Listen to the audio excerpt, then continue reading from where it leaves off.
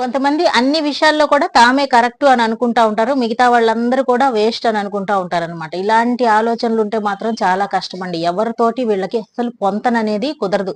ఎవరు ఏ పని చేసినా నచ్చదు. వీళ్ళే ఎళ్లి స్వయంగా అన్ని చేసుకుంటేనే వీళ్ళకి నచ్చుతుందనమాట.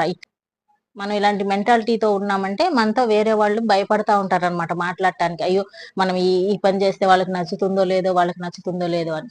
కాస్త పట్టు విడుపు అనేది ఉండాలనమాట. మనం సమాజంలో ఉంటున్నప్పుడు చుట్టుపక్కల వాళ్ళతో కాస్త పట్టు విడుపు. మరీ పంతంగా ఉన్నామనుకోండి, చివరికి మనకెవ్వరు ఒక మాట సాయం చేయటానికి కూడా ముందుకు రారు. అందుకనే కాస్త పట్టు విడుపుగా వాళ్ళ మనస్తత్వాలు అలాగే ఉంటాయి. వాళ్ళని మనం మార్చక్కర్లేదు. దాని ప్రకారంగా మనం నడుచుకుంటూ వెళ్ళిపోయామనుకోండి, మనం ఎవరికీ శత్రువుగా మారం. శత్రువుగా మారకపోయినా సరే మనల్ని మరీ పంతంగా ఉంటారండి వీళ్ళు. వీళ్ళతో అసలకి ఎవ్వరికీ సెట్ అవ్వదు అని చెప్పేసి ఒక పేరొచ్చేసిందనుకోండి మనకి సాయం చేయటానికి ముందుకెవరు రారనమాట. అందుకే సర్దుకుని గనక ఎళ్ళిపోతూ ఉన్నామనుకోండి, మనకు కూడా ప్రశాంతత అనేది లభిస్తుంది. ముఖ్యంగా జీవితం యొక్క సారాంశం ఏంటంటే ప్రశాంతంగా జీవించటం.